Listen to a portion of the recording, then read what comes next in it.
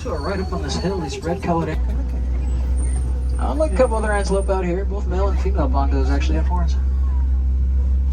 Off to our left, though, across the river there's a rhino about 3,000 to 4,000 pounds.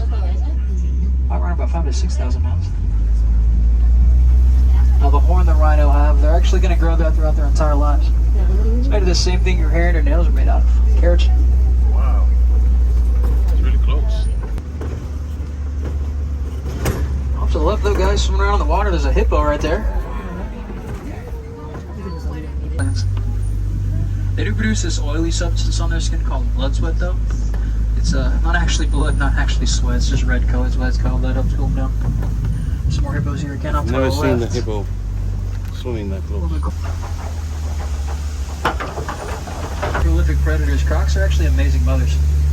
Now, baobabs are called the tree of life due to the absolutely massive horns, about 6 feet from tip to tip, fully grown. And while those horns are huge, they're actually not particularly heavy. They're semi-hollow, got a honeycomb structure inside of them, which increases the animal's blood flow and in turn lets it regulate its internal temperature a little bit better. I'm get some air.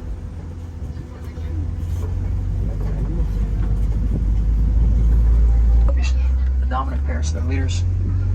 The rest of them will help hunt and help take care of the young too. These are wildebeest. Wildebeest are also known as the new because of the vocalization they make. Sounds like they're saying new. And they travel in herds, about 1,000 individuals in a wildebeest herd on average. But every year, about 1.5 million of them will make the journey across Africa in one of the largest mammal migrations in the entire world. 900 miles those wildebeest walk. Now, folks, you might be wondering where some of these strange-looking pillars are scattered around the environment we passed. Kingdom. You can see a cool cross-section of a termite mound they've cut open right down the middle. It's pretty neat. It's like a little city in there.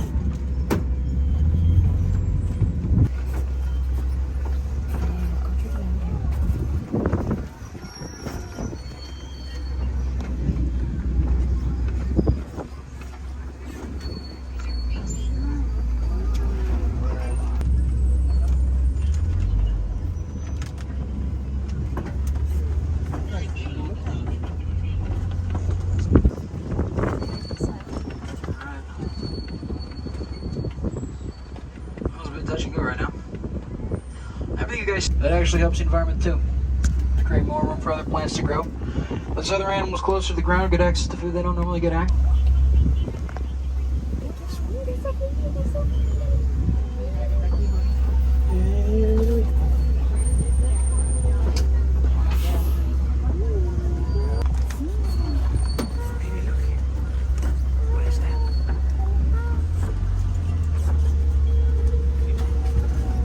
To get a better view, one of the younger ones up to her, like I said, about 8 months old. Wow, the back is good.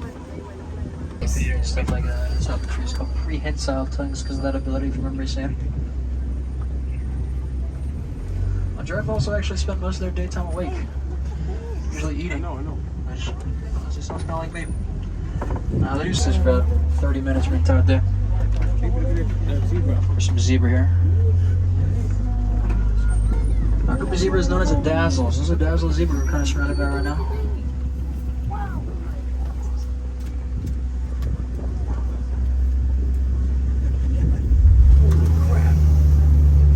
What? A fingerprint.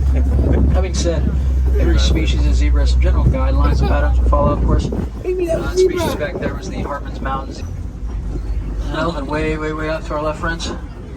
They're male bull elephants, I believe.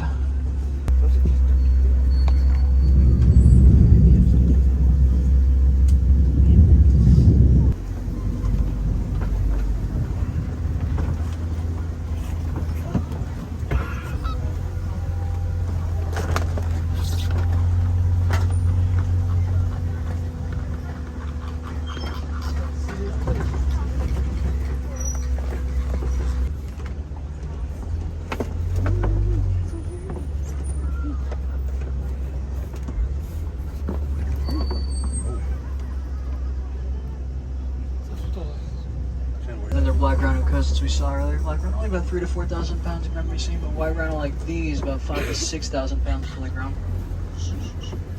Well, they're absolutely massive. They can also run about. My friends here on the left hand side. You want to take a look. See some more further up too.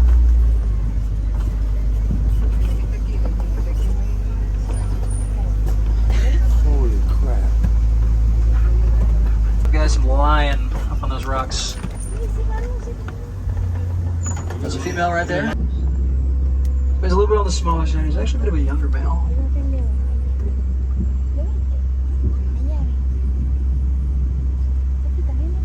Not regal. Wow.